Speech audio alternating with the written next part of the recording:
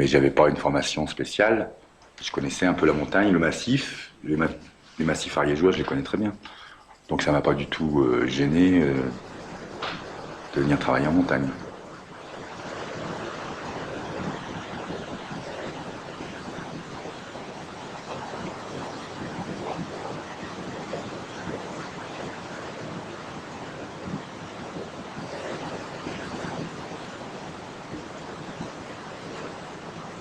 Ici, on est vraiment en refuge de haute montagne, 2240, 1300 mètres de dénivelé, c'est pas mal. Hein, je veux dire, la plupart des refuges qu'on construit maintenant, c'est des refuges de moyenne montagne, c'est des refuges qui sont en dessous de 2000. Hein.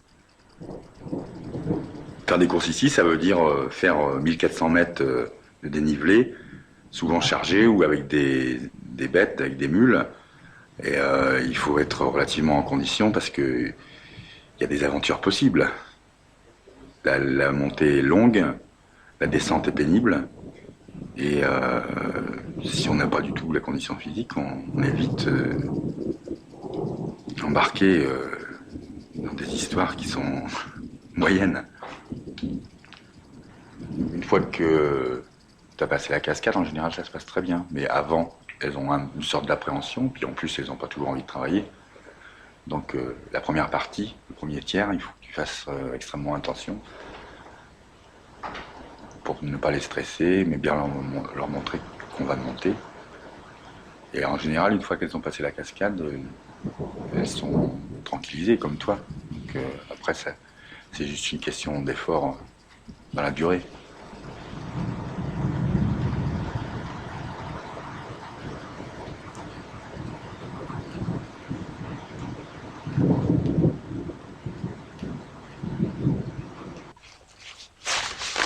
Ça, c'est les meilleurs Sherpas qui existent en Ariège pour l'instant.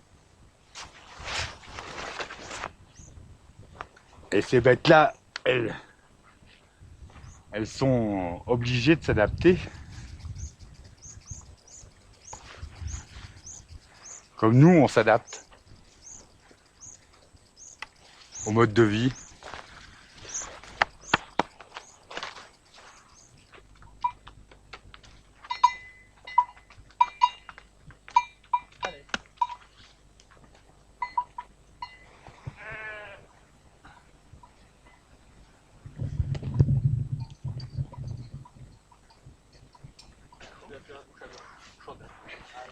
J'aime bien accueillir les gens parce que les gens sont tout à fait différents. Quand ils arrivent en haut, quand ils sont en bas, bon, une façon de les découvrir qui est très rapide et très simple.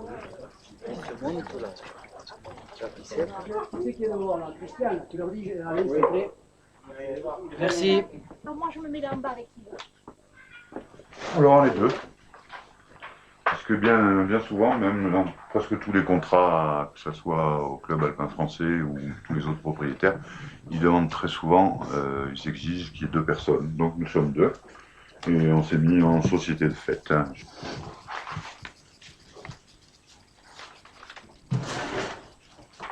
Ah, ici, je suis commerçant, quoi. C'est-à-dire, en général, les gardiens de refuge, le statut de gardien de refuge, n'est pas un statut très défini, quoi, hein. C'est-à-dire qu'un gardien de refuge n'est jamais une propriété commerciale, il n'a pas de fonds de commerce. Hein. Donc, il a un contrat avec le propriétaire du refuge, et le système général veut qu'on reverse 80% des nuitées au propriétaire. Ensuite, pour tout ce qui est de la nourriture et les boissons, ça revient intégralement au gardien, qui s'occupe à ce moment-là de prendre un registre de commerce, de faire monter ses boissons,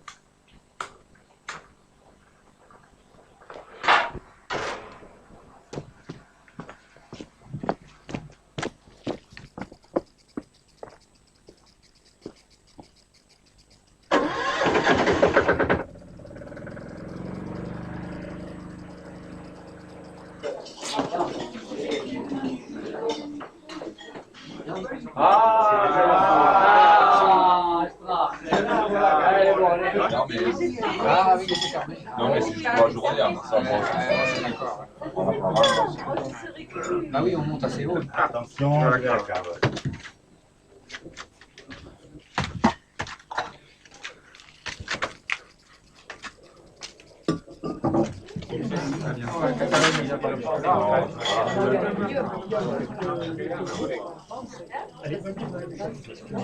Je fais comme ça. Allez-y, commence. À moins que Jean-Luc t'as mis. On a localement évité des orages avec rafale. Enfin, sur elle, le vent du secteur de la voie agiter avec des orages. Voilà. Bon vent, bonne mer, soyez prudents. Comment veux-tu que j'éclaire tout?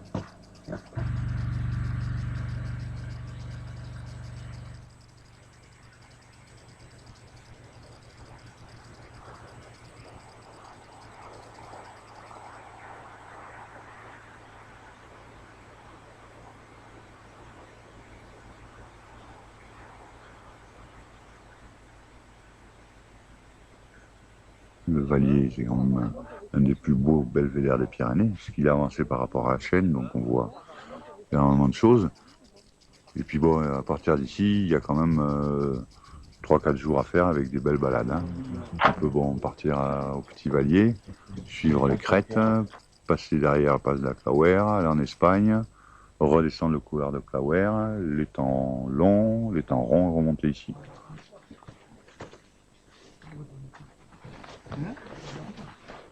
Le refuge, c'est bon, c'est un endroit à la fois de repos, pour dormir et manger, mais c'est aussi un endroit de rencontre. Et les gens qui vont dans un refuge, c'est pas innocent, ils n'y vont pas uniquement pour se reposer et pour manger, ils vont pour rencontrer d'autres gens. C'est un endroit parce que les gens qui veulent voir personne, bon ben, ils prennent leur tente.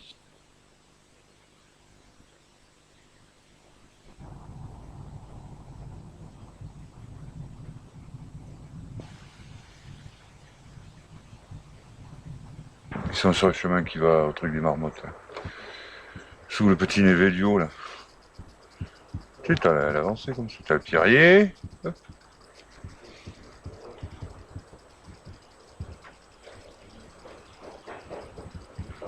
Voilà, ils sont juste sous le petit Névé et à droite, dans les cailloux, là, en train de bouffer. 1, 2, 3, 4, 5, 6...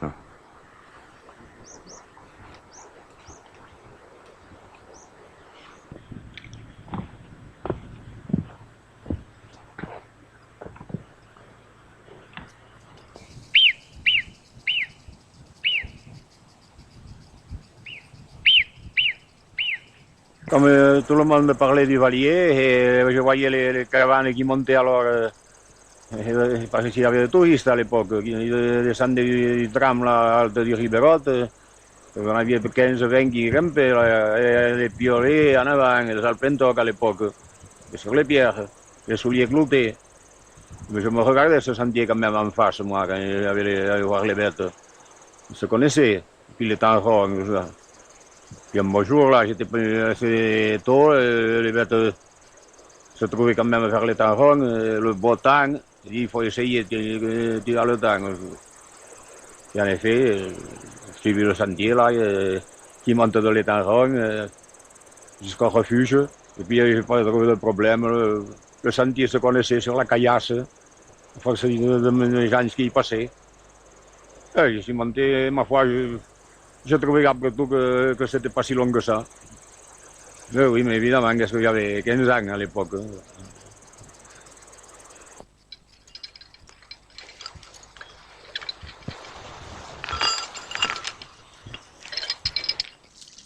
Oui, le droit.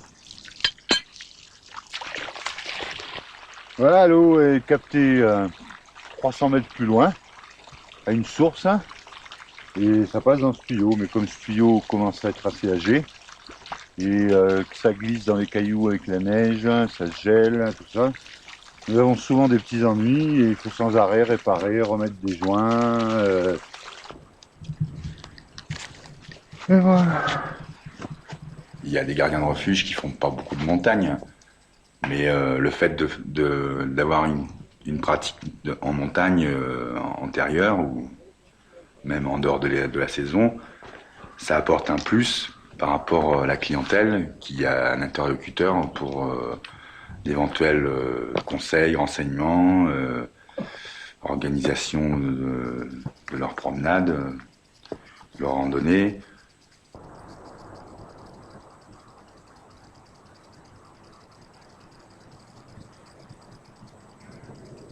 Ah non, mais moi, un sommet, il faut que je reste.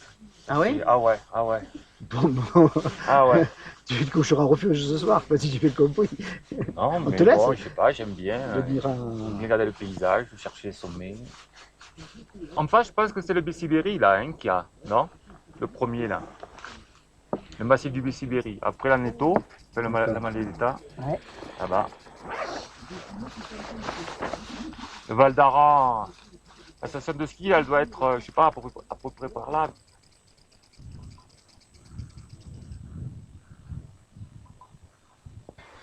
Alors, l'arrêt des Antiques est une voie d'altitude, hein.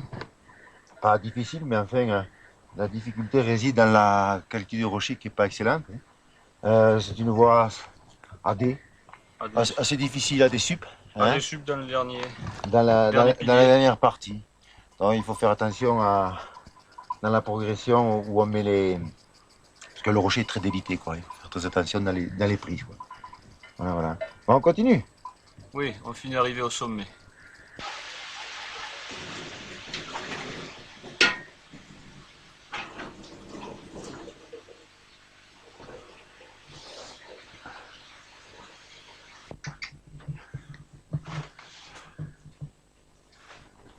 Ah, bien.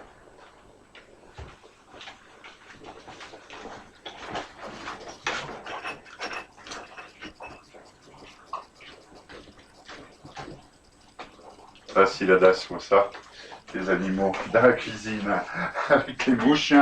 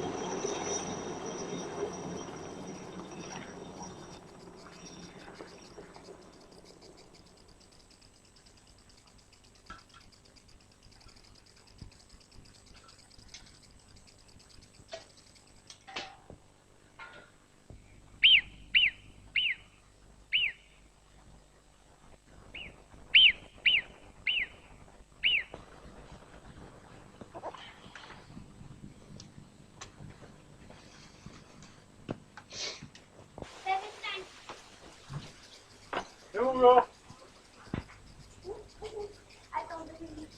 Ça ne veut pas partir. Allô, bonjour. Ici, refuge des Stanius, oui. Je vous appelle parce que je suis en dérangement, là. Oui. Je n'ai pas de sonnerie. Voilà. J'ai déjà prévenu hier Monsieur Marsin, qui m'a dit qu'il pourrait venir seulement en fin de semaine.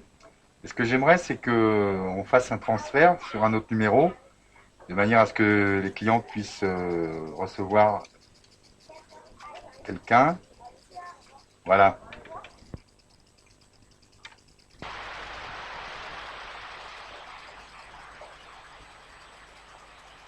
Alors ici, nous sommes dans le secteur de Bar-Longuer, le massif de Bar-Longuer, un des massifs les plus hauts de la réserve du Mont-Vallier, à 2250 mètres d'altitude, avec à 100 mètres de nous, la cabane pastorale de Bar-Longuer, actuellement occupée par le berger qui s'occupe d'un troupeau de 2000 têtes de moutons. En fond, nous avons certains hauts sommets qui font la frontière avec l'Espagne. On aperçoit la maille de Bullard et le Bar-Longuer, ce sont des sommets de 2800 mètres d'altitude. L'axe du Vallier, il est très bien équipé. Bon, on se doit de l'équiper au niveau de la signalétique, de la remise en état des sentiers, etc. Par contre, dans un souci d'environnement aussi, il y a des secteurs bien moins équipés au niveau de la signalétique et du balisage et de la remise en état des sentiers, pour la seule et bonne raison que nous voulons garder un milieu à peu près naturel, à peu près intact. Hein. Et là, c'est une clientèle un peu particulière qui fréquente ces endroits-là, des montagnards un peu plus avertis.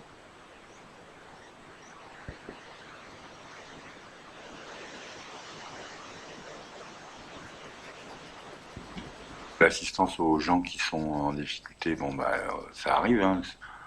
Si on le voit, si on est confronté à une situation comme ça, c'est là où ça joue d'être un peu, d'avoir une bonne connaissance du massif et de ce qu'il faut faire et ne pas faire dans ce massif, comme parcours pour des gens qui sont moyennement entraînés ou peu enclins à faire de l'escalade ou des chemins escarpés.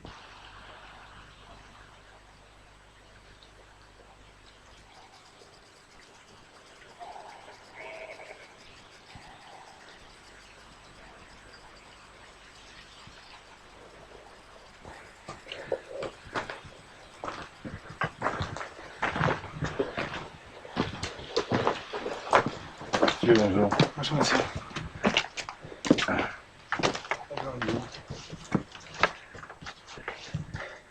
Vous êtes monsieur Enfin.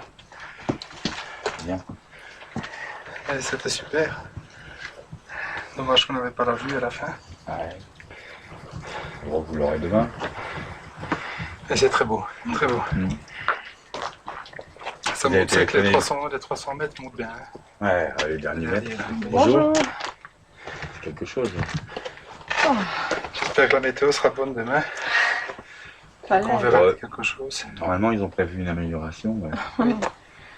Il y a beaucoup d'isards, en tout cas, on a vu. Ah oui, c'est Gérard. Ah oui. Ils sont plus nombreux que nous. Hein. Oui. Pourtant, je pensais qu'il y avait un retour à la montagne par rapport à la mer. Ce refuge doit subir, comme je le disais, quelques modifications, c'est-à-dire notamment en matière de sécurité et d'hygiène.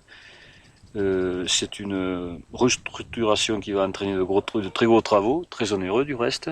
Mais nous souhaiterions quand même conserver le cachet et l'esprit de ce refuge, c'est-à-dire essayer de faire une extension très maîtrisée, qui réponde donc aux critères qui nous sont imposés, mais en conservant une architecture qui quelque part se différencie de l'ensemble des autres refuges pyrénéens, du fait que c'est un refuge qui conservera quand même toujours une surface, une structure de base, et c'est à partir de cette structure qu'on voudrait essayer de faire une rénovation.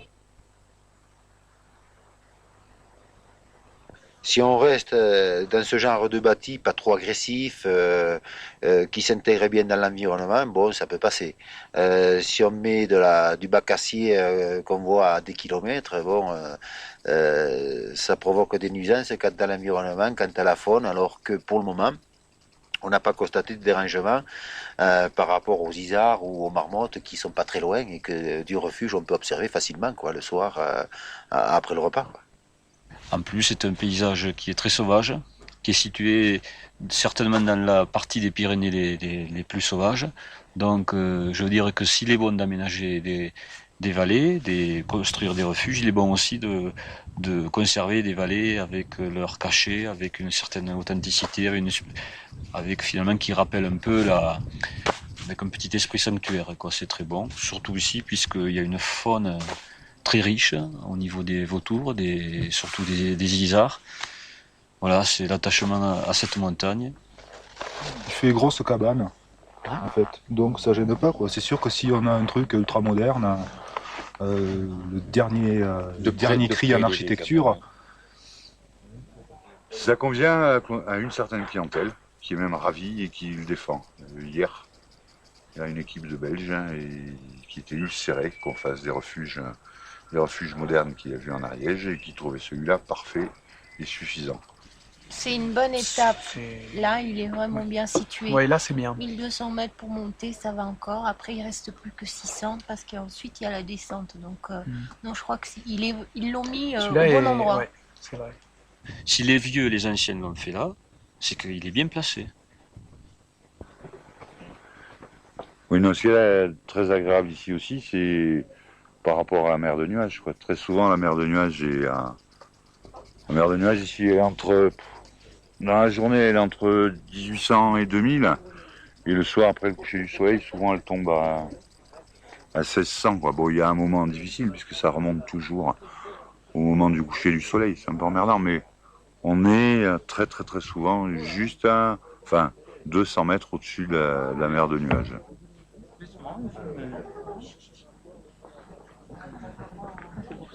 Les gens estiment que c'est encore un vrai refuge de montagne, qui effectivement doit être quand même revu, mais il faut conserver un refuge qui a une âme.